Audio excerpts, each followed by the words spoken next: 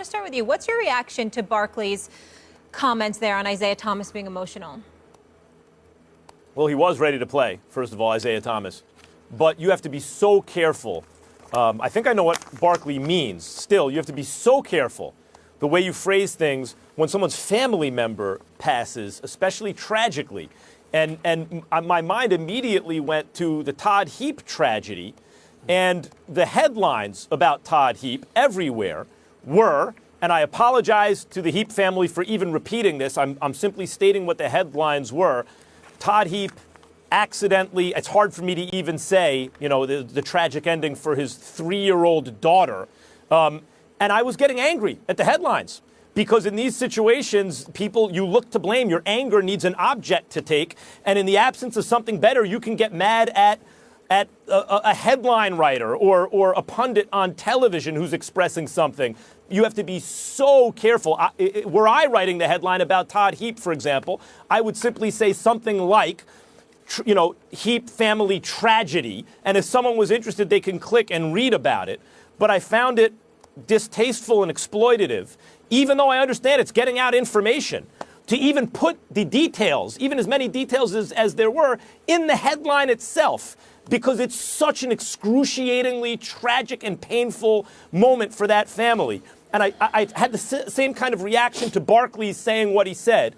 I understand he was getting a point across, and Barkley, what makes him great on television is that he just tells you what he's thinking. But in this case, I would have liked to see a more careful filter because of the particular kind of level of pain it causes the family who you're talking about.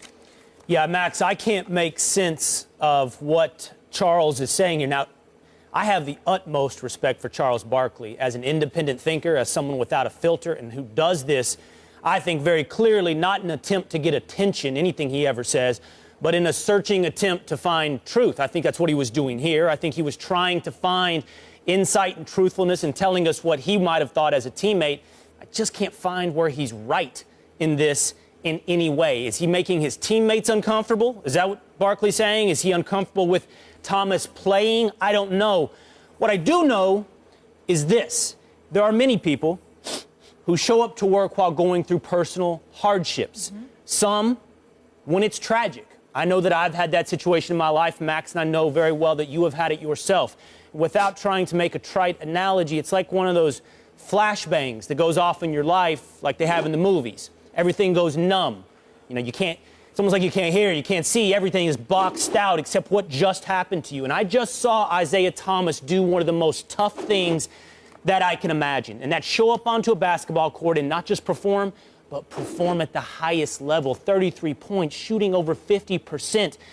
You can have John Wall's performance this weekend as far as I'm concerned. You can have Draymond's. You can have any other performance from this weekend. I'll take Isaiah's.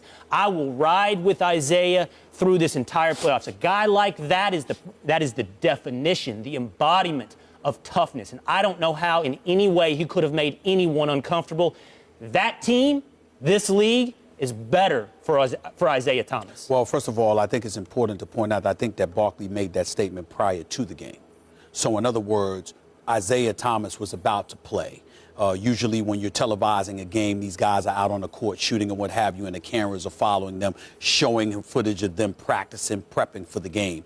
And you saw him sitting on the sidelines in tears, and Avery Bradley was the only one that had to go over to him because obviously they're friends because they grew up in neighborhoods near one another.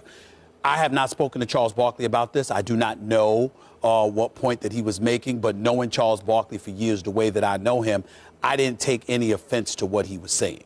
What I deduced from what he was pointing out was that to see the guy, your star player, in that state of mind, you're not saying it as a criticism. You're saying it's uncomfortable because you realize it's so devastating to him, you don't know what to do. And as players and as teammates, yeah, you have an obligation to go out there and perform. And your sister was not the one that died in a car accident, but you love him. And you know how devastating he is. And that in and of itself can end up being a distraction for you because you're actually watching him endure that. If you have a friend, if you have a loved one, and you're seeing them in the throes of that moment going through what they're going through. I'm not saying that's the word I would use, is uncomfortable or whatever the case may be, but I don't think it's something to be criticized for. I think it's one of, that's the way he decided to articulate himself. Keep in mind that he's on the air with the man himself, the great one, Ernie Johnson, who blessed us with his presence on the show. I was interviewing Ernie Johnson, and he was talking about his family. And there was a moment there where he just got silent because you could see he was holding back tears when he was talking about what's in his book. Well, my instant reaction was to be quiet and or to move on from that moment because you're seeing him uncomfortable at that particular moment. Or I was like, okay, I don't know what to do here. That's what I got from Charles Barkley. I got a guy that was a basketball player that was imagining himself in that situation with a teammate that's balling and he's devastated and he's going through just such pain, and you're wondering, my goodness, what do you do here? Thank and you that's for what it highlighting is. that it was before, Barkley, though, because yes. that's a key point. Barkley seems. Go ahead, Max. Barkley seems to have been expressing sympathy to me. Yes. I interpreted it as him expressing sympathy, like maybe this guy shouldn't be here right now. He's going through this enormous, this incredible adversity at the moment. But even in expressions of sympathy, at times like this, it's important to be careful, not in terms of like the civility of public discourse, but out of respect to the family because of what they're going through. Literally, I know you're putting 5 or 10 or 15 people, whoever's going through that in that family, 20 people ahead of the viewing audience. But yes, in those instances, I think you have to. You have to be so careful how you phrase things, even in expressions of sympathy. I don't think he would have said it after the game. Well, I don't think he would have said it after the game. But here's the important point that I wanted to point out.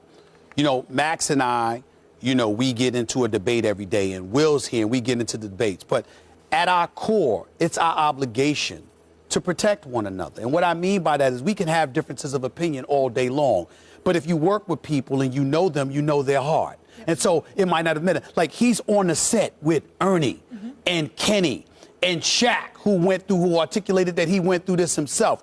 We have to trust that team. They're a great team. They're Emmy Award winners and all of this stuff for a reason. And when you have somebody as great as Ernie Johnson, if there was any kind of insensitivity, if there was any kind of inappropriateness that you felt that Charles Barkley was articulating, let's believe that Ernie Johnson would have definitely come back and asked a question or revisited it to make sure all bases were covered. You got to trust one another in that regard. That's a very important point to make, Max.